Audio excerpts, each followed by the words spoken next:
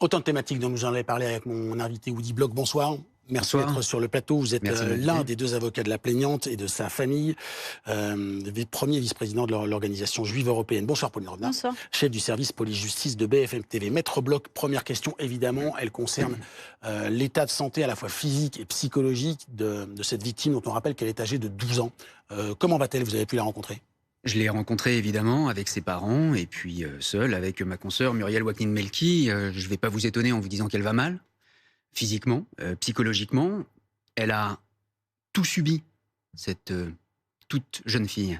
Elle a subi les injures antisémites, l'humiliation, les menaces, les violences physiques, les violences sexuelles. Elle a vraiment cru qu'elle allait mourir dans ce bâtiment désaffecté. Pourquoi? Pour ne pas avoir avoué comme si c'était une faute qu'elle était juive, prétendument pour avoir mal parlé de la Palestine. Alors, vous savez ce que c'est en matière de viol de façon générale, mais plus encore sur une toute jeune fille de 12 ans qui, bien évidemment, n'a jamais eu de relation sexuelle de quelque nature que ce soit. Ce qui va se passer, les conséquences immédiates, je ne parle même pas du trauma qu'il va falloir gérer, la conséquence immédiate technique, médicale, c'est la pilule du lendemain, c'est des tests et des traitements contre les maladies sexuellement transmissibles, c'est des expertises médico-légales, psychologiques, et son monde est à des années-lumière de ce qui lui est arrivé. Donc, elle ne va pas bien, sa famille est sous le choc, la famille est très touchée de ces marques de sympathie, de solidarité, de ces manifestations spontanées qui sont organisées. Pour autant, elle ne souhaite pas y participer parce que la priorité aujourd'hui, c'est la reconstruction, c'est la réparation de cette petite jeune fille au calme, loin du tumulte de cette affaire. Deux questions en une. Comment elle en parle? Avec quels mots, cet enfant? Parce qu'à 12 ans, on n'est pas encore une jeune fille, on est une enfant à 12 ans. Et est-ce qu'elle connaissait, c'est l'une des pistes aussi évoquées, l'un de ses agresseurs? Alors écoutez, elle en parle avec énormément de lucidité, d'intelligence. C'est une jeune fille qui a eu un courage tout à fait remarquable parce qu'elle a eu le courage, quand son calvaire s'est terminé, de courir chez elle, de tout raconter à ses parents qui, eux, ont eu l'intelligence d'appeler immédiatement la police pour que rien ne se perde, parce que dans ces tragédies, on a parfois tendance d'abord à nier. Il faut surmonter la honte qu'on ne devrait pas ressentir, mais que l'on ressent. Parce qu'on est victime. Parce qu'on est victime. Et très rapidement, ils sont allés faire des constatations sur place dès le soir pour ne pas perdre d'éléments. Et absolument, et c'est grâce à la réactivité des parents et au sang-froid des parents qu'ils ont pu, que la police a pu être rappelée et qu'elle a pu se déplacer immédiatement sur les lieux pour faire les premiers prélèvements. Et puis après, la jeune fille, elle est partie aux UMJ, unités médico-judiciaires, elle aussi, pour subir à nouveau des expertises. Il y a 3 adolescents mis en cause, 2 qui ont été mis en examen et écroués, le 3e qui a été placé sous statut de témoin assisté. Qu'est-ce que vous pouvez dire de la distinction qui est faite entre ces 2 premiers et puis ce 3e? Pourquoi cette distinction? C'est juste l'âge qui entre en cause, ou alors c'est la gravité des faits qui leur sont reprochés? Alors, il y a une différence d'âge. Donc, il y en a un qui a 12 ans et les 2 autres qui ont 13 ans.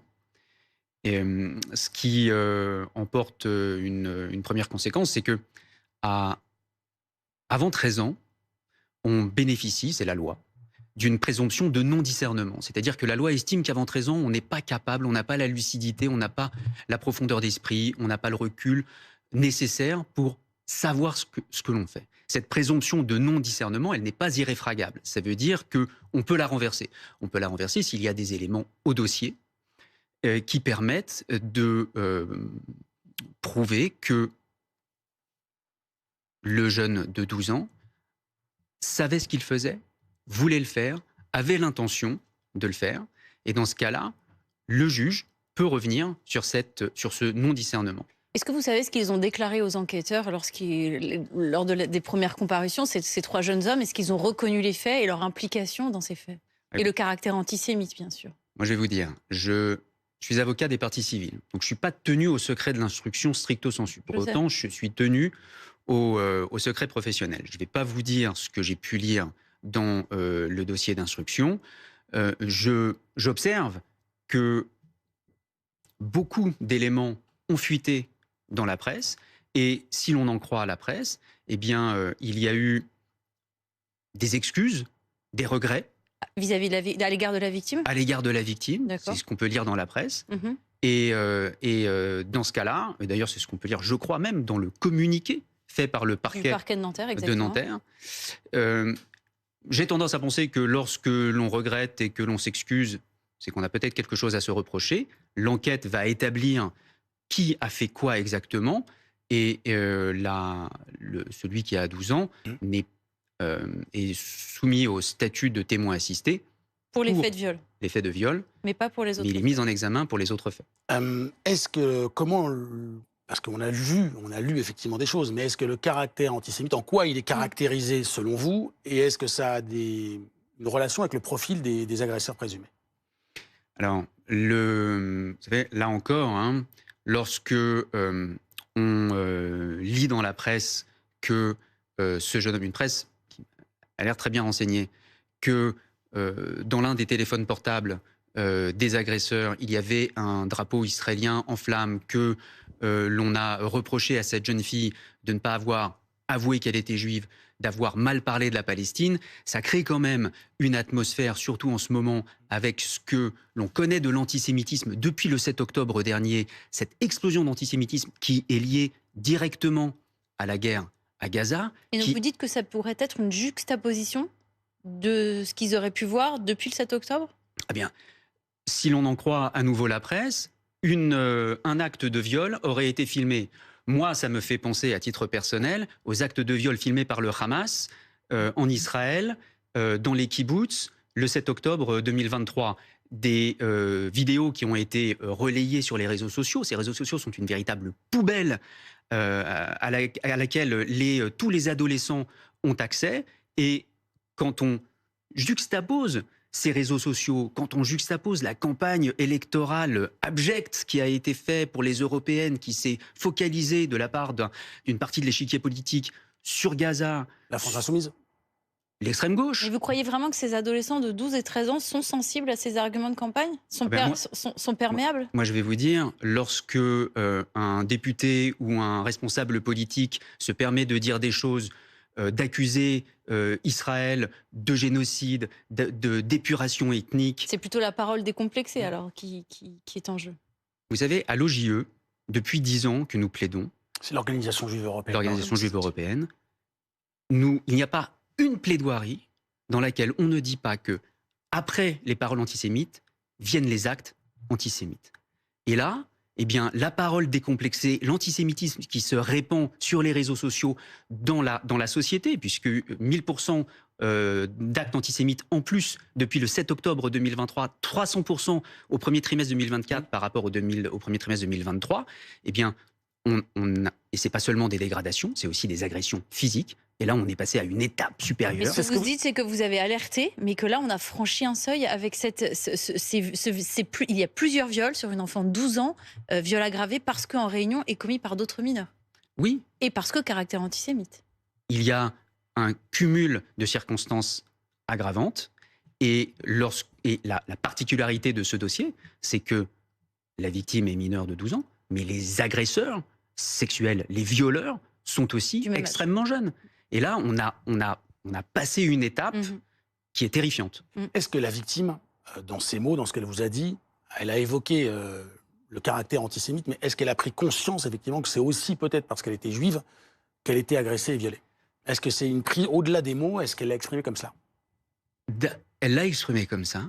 Elle en a parfaitement conscience. Et il se trouve que cette jeune fille a subi une année de harcèlement scolaire parce qu'elle était juive. L'année précédente, les mois précédents? Cette année, qui vient de s'écouler, ce qui ne concerne pas du tout les mises en cause qui viennent d'autres collèges, d'une autre commune. Elle l'avait signalé? Elle l'avait signalé. Ça a été traité, de ce que j'en sais, par le collège. Mais c'est pour vous dire que la réalité aujourd'hui de la société française, c'est un antisémitisme qui se répand et qui se répand à tous les niveaux et jusqu'au plus jeune âge.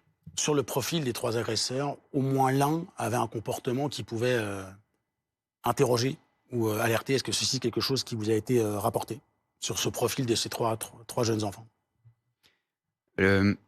Exclu d'un collège pour avoir menacé un professeur de collège de mort, par exemple, c'est une information qui a été évoquée, pas confirmée encore, mais qui a été évoquée. Est-ce que là aussi, sur ce profil, il y a quelque chose à savoir?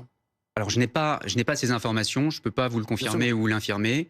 Il faudra étudier plus en profondeur le dossier d'instruction pour avoir plus d'informations. Une dernière question.